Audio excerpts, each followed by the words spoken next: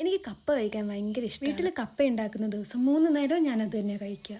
ഇന്ന് സൺഡേ ആണ്, അതുകൊണ്ട് രാവിലെ തന്നെ കപ്പയൊക്കെ കഴിച്ചിട്ടാണ് ഞാൻ പള്ളിയിലേക്ക് പോയത്. രാവിലെ ഇടാൻ വേണ്ടി ഒരു ഡ്രസ്സ് എടുത്തു വെച്ചു, അത് ഇട്ട് നോക്കി ഇഷ്ടപ്പെട്ടില്ല, എന്നിട്ട് വേറെ ഒന്ന് എടുത്തു വെച്ചു. മിക്കവാറും എപ്പോഴും ഇങ്ങനെയൊക്കെ തന്നെ, ആവശ്യമില്ലാണ്ട് അതിന് മമ്മീൻ്റെ അടുത്ത് നിന്ന് ചീത്തയും കേൾക്കും. അത് കഴിഞ്ഞിട്ട് ഞങ്ങൾ പള്ളിയിലൊക്കെ പോയി. ഞങ്ങൾ 3 പേരും കൂടിയാണ് പള്ളിയിൽ പോയത്. നടന്നാട്ടോ പോയത്. പള്ളിയിൽ നിന്നെല്ലാം കഴിഞ്ഞ് ഒരു ഏകദേശം ഒരു 11:30 ആയിട്ട് ഞങ്ങൾ വീട്ടിലേക്ക് പോയി വന്ന് വേഗം ഡ്രസ്സൊക്കെ മാറ്റി. ഇപ്പം മാങ്ങാക്കാലമല്ലേ, അപ്പോൾ കുറേ മാങ്ങയുണ്ട്. ഇവിടെ ഒരു മാവുണ്ട്, അപ്പുറത്തെ വീട്ടിൽ ജിജാൻ്റിൻ്റെ അടുത്തൊരു മാവുണ്ട്. 2 ആഴ്ചയായിട്ടാണെങ്കിൽ ഈ 2 മാവിലെ മാങ്ങയൊക്കെ മത്സരിച്ച് വീണുകൊണ്ടിരിക്കുക. ഒരു കുഞ്ഞു കാറ്റ് വന്നാൽ മതി, മാങ്ങയൊക്കെ ഇങ്ങനെ കുറേ എണ്ണം വീഴും. 5-6 അടുപ്പിച്ചടുപ്പിച്ച് വീഴും. പിന്നെ നമുക്കൊക്കെ മാങ്ങ ഇഷ്ടമായതുകൊണ്ട് അതൊന്നും വേസ്റ്റ് ആവുന്നില്ല.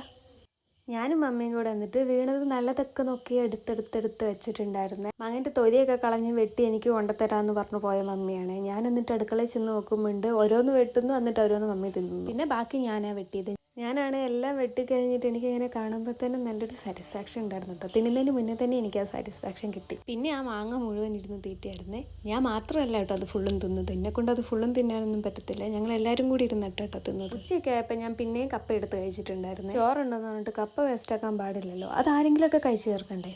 പിന്നെ ഞാൻ കുറച്ച് നേരം കിടന്നുറങ്ങി. കുറച്ച് നേരം എന്ന് വെച്ചാൽ കുറച്ച് നേരം.